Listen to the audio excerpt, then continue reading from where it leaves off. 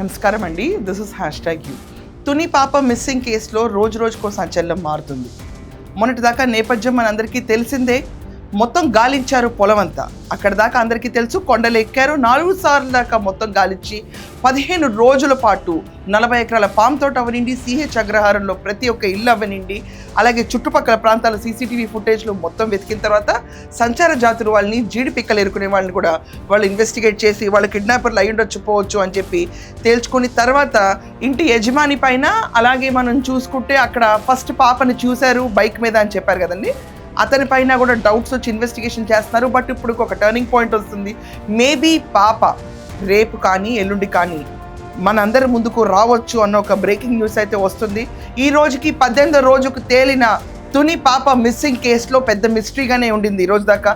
బయట media speculations ఎక్కువ అవడంతో పాప ఇన్ఫర్మేషన్ తెలిసిన పోలీస్ వాళ్ళు బయట పెట్టట్లేదన్న రూమర్స్ ఎక్కువ నడుస్తున్నాయి.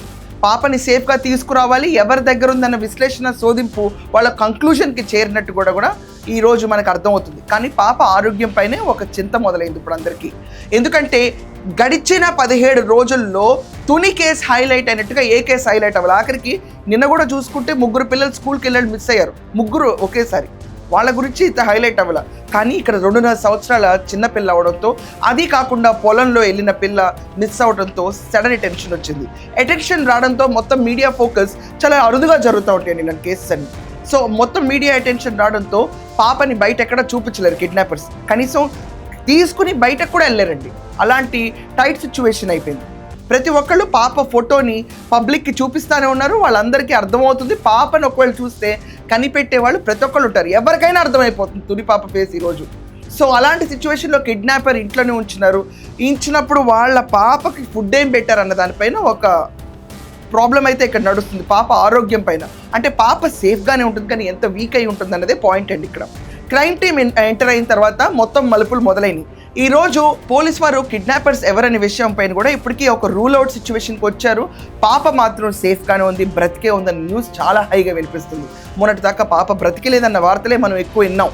అత్తినేసిందా, లేకపోతే శుద్ర పూజలు చేశారా, చంపేశారా, వగేరా వగేరా. ఇది కూడా కాకుండా చాలామంది బావిని చూపిస్తారు ఇప్పుడు కొత్తగా, బావిలో పడిపోయిందని.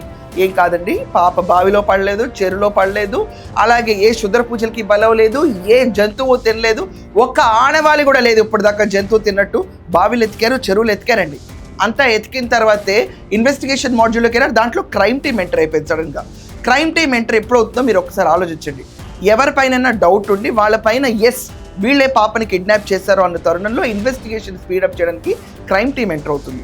ఇన్వెస్టిగేషన్ స్టేట్ గవర్నమెంట్ చేస్తానే ఉంది, క్రైమ్ టీమ్ కూడా ఎంటర్ అయింది. సో జీరో డౌన్ అని కొంతమందికి జరుగుతుంది. ఇప్పుడు జరిగినప్పుడు 1 రోజు లేకపోతే 2 రోజులు మ్యాక్స్, అంతకంటే టైం పట్టదు. ఇంకా పాప ఇంటికి రావటం మాత్రం తథ్యం. వాళ్ళ పేరెంట్స్ మొహాల్లో కూడా మనం అబ్జర్వ్ చేస్తే చాలా వరకు దిగాలుగా, నిరుత్సాహంగా ఉంటారు వాళ్ళు. ఆబ్వియస్ అండి, ఒక 17 రోజుల పాటు ఒక పిల్ల ఇంటికి రాలేదంటే ఎవరు డల్గా ఉండరు చెప్పండి. మొత్తం తుని చుట్టుపక్కల ఉన్న ప్రతి ఒక్కళ్ళు స్పెషల్ పూజలు కూడా చేపిస్తారు పాప తిరిగి రావాలని. అండ్ నేను చూస్తాను చాలామంది రాస్తూనే ఉన్నారు, మేము అన్నం తింటలేదు, మేము చాలా వరకు ఇంట్లో బాధపడుతూ ఉన్నాం, రాత్రిపూట ఏడుపు వస్తుంది, పాప రావాలని కోరుకుంటామని. ఎక్కడో కూర్చున్న మన సబ్స్క్రైబర్స్కే ఇంత బాధ వస్తే సొంత పేరెంట్స్కి ఎంత రాదండి, సర్వసాధారణం. దానికి సరిపడానే మీడియా అందరూ కూర్చుని బావిలో పడిందా, చెరువులో పడిందా, కొండ చెరువు తిందా, కిడ్నాపర్ రోడ్డు మీద ఎత్తుకెళ్ళిపోయాడా, కిడ్నాపర్ ఏం చేశాడు, అమ్మేశాడా అంటే వాళ్ళు ఎంత భయపడిపోతారు. ఏమంటే చదువుకున్న వాళ్ళమే ఒక రకంగా వణికిపోతాం ఇలాంటి సిచ్యువేషన్లో, చాలా వణికిపోతాం. అలాంటిది పాపం చదువుకోకుండా ఒక తోటలో పనిచేసే వాళ్ళు గణేష్, భవానీ ఆఖరికి వాళ్ళ పేరెంట్స్ని కూడా ఇన్వెస్టిగేట్ చేశారు ఈ కేసులో. ఎవరిని వదల్లా, ఏ క్లూ వదల్లా. కానీ పోలీస్ మాత్రం ఇప్పుడు జీరో డౌన్ అవుతున్న పొజిషన్కి వచ్చారు. మేబీ ఒక డే ఆర్ 2 ఇంకా వచ్చే అప్డేట్ మాత్రం మీకు ఖచ్చితంగా పాప ఇంటికి చేరిందన్న అప్డేట్తోనే మీ ముందుకు రాబోతున్నాను. This is going to be a very big update. And పాప ఆరోగ్యం గురించి ఈవెన్ ఐ కెనాట్ సే, నాకు కూడా ఏం తెలీదు. దీనికి ఏదో తెలుసు అని చెప్పి నేను ఎక్కువ మాట్లాడకూడదు. డెఫినెట్గా వాళ్ళు బయటకు తీసుకురాలేరు కాబట్టి ఫుడ్ అండ్ హెల్త్ విషయంలో మాత్రం ఖచ్చితంగా కొంత ఆలోచించాల్సిన విషయం ఉంటుంది. ప్రాణం మాత్రం సేఫ్గా ఉంటుందండి. ఏమన్నా జరిగి అటు ఇటు చేసే అంత కెపాసిటీ సీన్ ఈరోజు ఆంధ్రప్రదేశ్లో ఏ కిడ్నాపర్కి లేదు, ఎస్పెషల్లీ తుని కేసు విషయంలో. సో మీరందరూ ఏమనుకుంటున్నారు, పాప కిడ్నాప్ అయితే పోలీసులు ఇంత క్రైమ్ సీన్ ఇన్వెస్టిగేషన్ మొదలుపెట్టి సీన్ రీకన్స్ట్రక్షన్ అవనండి, చాలామంది వరకు జీరో డౌన్ అయిన సిచ్యువేషన్ ఎవరండి, పాప ఆరోగ్య పరిస్థితి ఎలా ఉండొచ్చు? నాకు కూడా ఒక రకంగా భయం వేసి మిమ్మల్ని క్వశ్చన్ అడుగుతున్నాను.